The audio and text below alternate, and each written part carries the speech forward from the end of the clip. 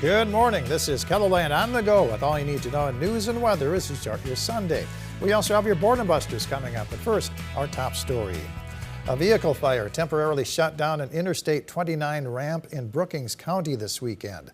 The sheriff's office posted this photo of the fire on social media. They say a semi-truck caught fire just after midnight Saturday morning, halfway down the exit ramp located north of Brookings.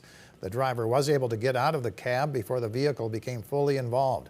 No one was hurt. A mechanical issue is believed to have sparked the fire. The ramp was closed for around 2.5 hours while crews worked the scene. Brookings police have arrested a suspected jewel thief accused of stealing $78,000 worth of diamond rings.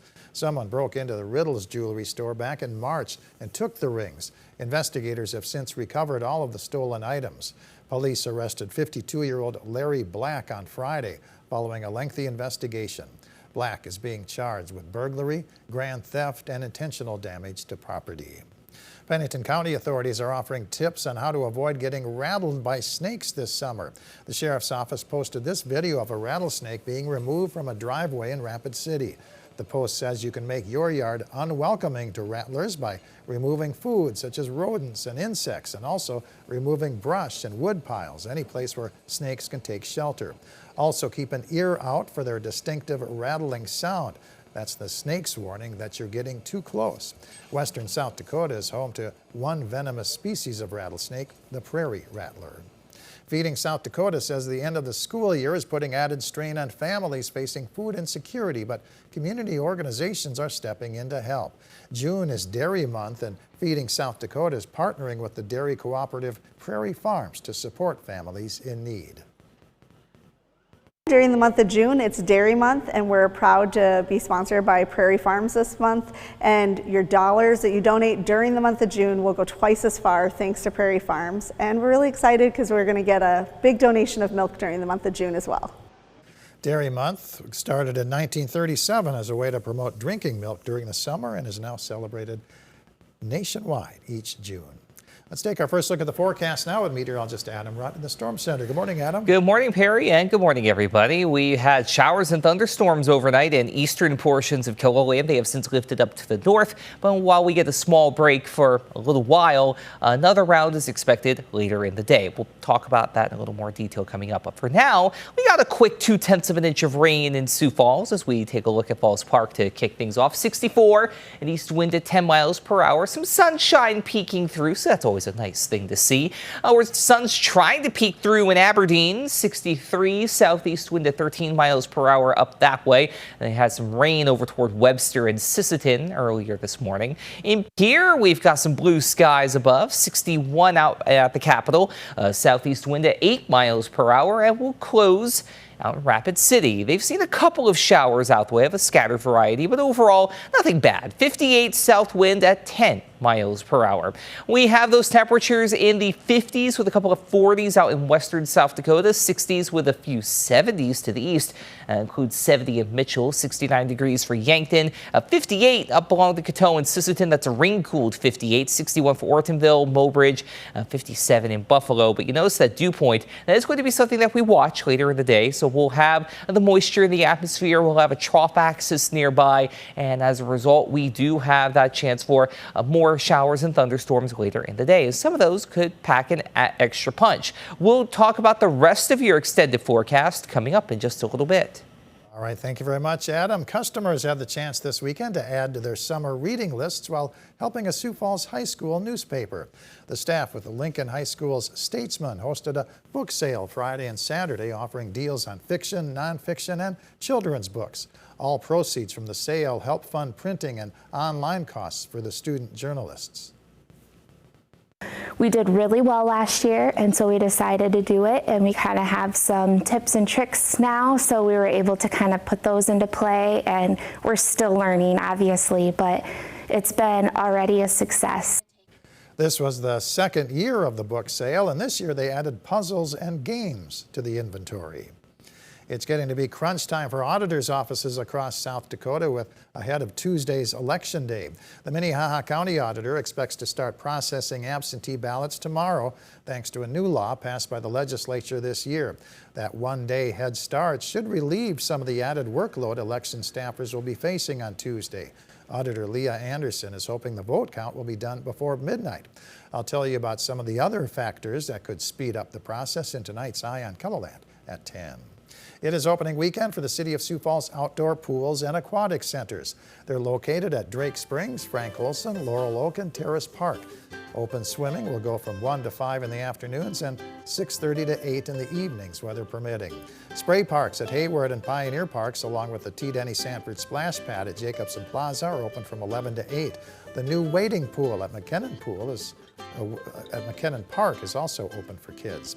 Enjoy a round of indoor miniature golf at the new Pirates Plunder Blacklight Mini Golf at Sioux Falls. The hours are 10 a.m. to 9 p.m. It's located at 1503 East 10th Street. The Sioux Falls City Football Club takes on Raleigh Madison in women's soccer action at Bob Young Field. The match starts at 4 p.m.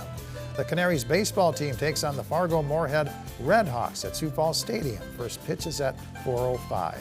And enjoy a night of sprint car racing at Houston Speedway in Brandon. Gates open at 5, hot laps are at 6:30, and the races start at 7. Tickets are $23 for adults, $10 for children, and kids 12 and under are free. Adam? Well, it's going to be a day where we keep an eye on the skies, especially later in the afternoon and evening. But for the time being, we're pretty quiet. Even the wind is not all that bad. It's been around 10 miles per hour out of the east by southeast, so it's helping bring in more of that moisture and instability as well.